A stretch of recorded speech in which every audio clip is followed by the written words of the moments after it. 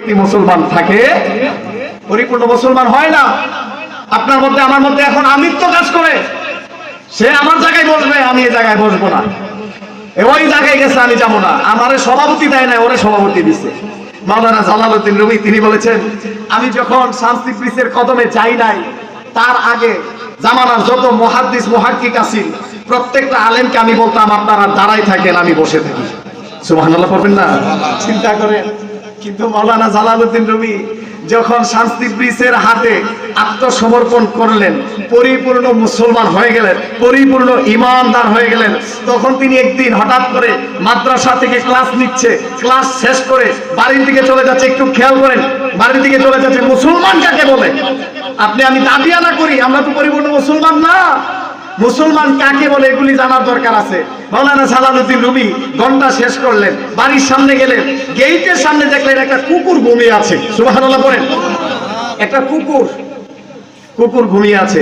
তিনি কুকুরের সামনে হাত এভাবে করে জোরে দাঁড়ায় আছেন। সুবহানাল্লাহ বলবেন না? মুসলমান কারে কেউ চিননি?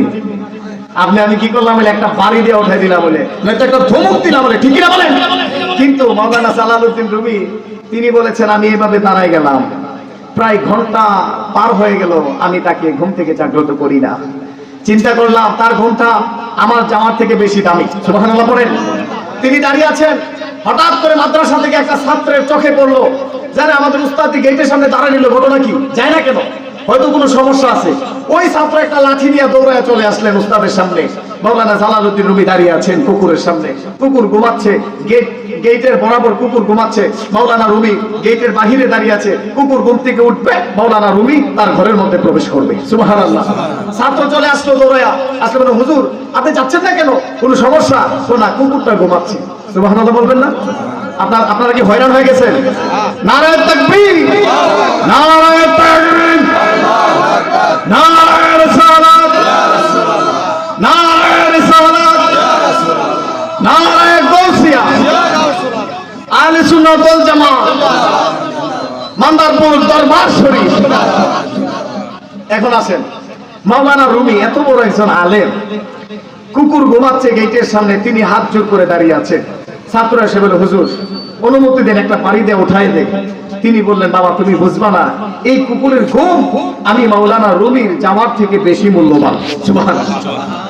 কুকুর মন মতো ঘুমাইলেন, ঘুম থেকে উঠলেন, কুকুর শরীর ঝাড়া দিলেন, তিনি দাঁড়ায় রইলেন, কুকুর চলে গেছে, আস্তে করে তিনি ঘরের মধ্যে প্রবেশ করলেন। মুসলমান কাকে বলে?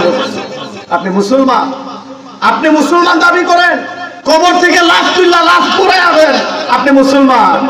আপনি মুসলমান দাবি করেন, মাজারগুলি ভাঙ্গা মাটির সাথে মিশ্রণ করে দিচ্ছেন, মুসলমান দাবি করেন। আপনি মুসলমান দাবি করেন, জুমার নামাজ শেষ করে মসজিদে আগুন দিয়া আসরের সালাত রাস্তার মধ্যে পড়েন, আপনি মুসলমান। হ্যাঁ, এটা কি মুসলমান? আপনি মুসলমানের মোহ বুঝেন না, মুসলমানের মিমও বুঝেন না। আপনি যদি মুসলমান বুঝতেন তাইলে কোনো প্রাণী মারা থাক দূরের কথা, মানুষ কিভাবে মারতেন? মানুষ তো দূরের কথা, কোনো প্রাণী মারতেন না। মাওলানা জালালউদ্দিন রুমি তিনি বললেন, আমি যখন আত্মসমর্পণ করলাম, তারপর থেকে আমার পায়ের নিচে একটা পিপিলিকা পড়লে আমি পাটা উপরে তুলে ফেলতাম। সুবহানাল্লাহ পড়েন, যেন সে আঘাত না পায়। আজকে কি মুসলমান হইলেন? এই গত জুমায় ময়মনসিংহে একটা এমন একটা ঘটনা, নজিরবিহীন ঘটনা ঘটলো। তৌহিদি জনতা